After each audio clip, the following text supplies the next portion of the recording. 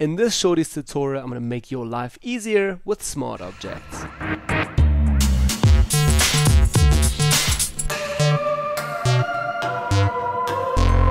So hi guys, welcome back to a brand new Photoshop design tutorial. My name is Manny, and in this tutorial I'm going to teach you guys how to work with smart objects. Now, most of you guys don't know about Shorties. These are a little tutorial series where I'm teaching you tips and tricks on how to get better and quicker with your Photoshop design.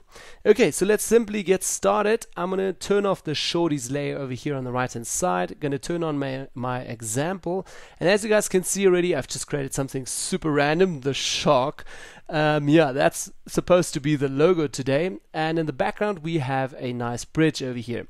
So most of the time when you Photoshop something, you create a logo, you want to blur the background a little bit so that your logo stands out a bit, right?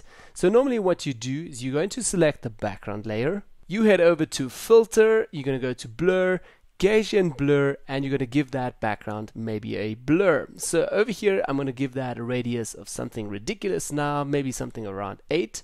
I'm going to hit OK, and right away we have a blurred background, and again my logo stands out. Now I continue working on the logo, I change things, I head in so far that I've most probably worked half an hour on my logo, and then I think, I just need to actually change the background again. It's a little bit too much blurred. So what can I do? Yeah, I can actually just go and get that background layer in again from where I've copied it or from where I found my background image, or I can head over to history and try to find it in history, but we're so far in that we can't literally get back to our normal background layer. So there's a small trick around this actually. Let me just switch back here one step because I've just done one step.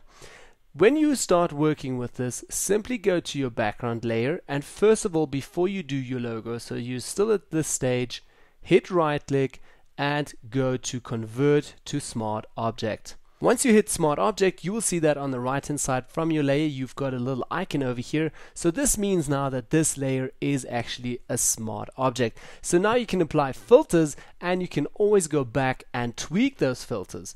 So let me show that quickly to you. I'm just going to turn on our layer here again from the shark so we can actually see the effect.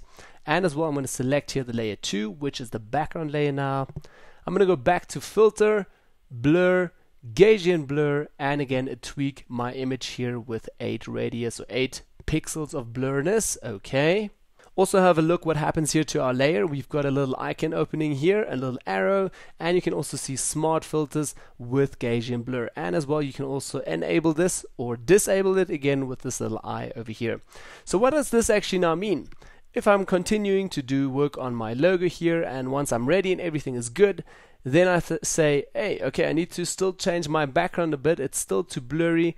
Now it's super easy to simply just go down here to the Gaussian blur effect. Underneath the layer, I can just double tap on that, and it will take me right away back into the filter. So I can now just simply tweak it all the way down, maybe just to 1 pixel because I didn't need to blur it so much, or maybe 2, say maybe 3 pixels. Hit OK, and that new effect will be applied. So that you can also do with all other different layers as well, with also type layers, and you can also add a ton of filters. All filters, you can always change them again. So say for instance, if I want to go to filter again, maybe sharpen, unsharpen mask down here to resharpen it or something, which is completely weird. Why would you blur it and then sharpen it? But anyways, you guys just get the point here. I'm going to sharpen, OK. And now you guys will see that also here unsharpen mask is also visible, and I can double click or just disable that again because it doesn't make sense at all. But anyways, you guys get the point of why we're working with smart objects. This was a Shorties tutorial. If you guys liked it, don't forget to hit the thumbs up, share it with all your buddies that are new to this, and yeah, thanks again for watching guys. Don't forget to subscribe, and I'll see you all next time. Thanks guys, bye bye.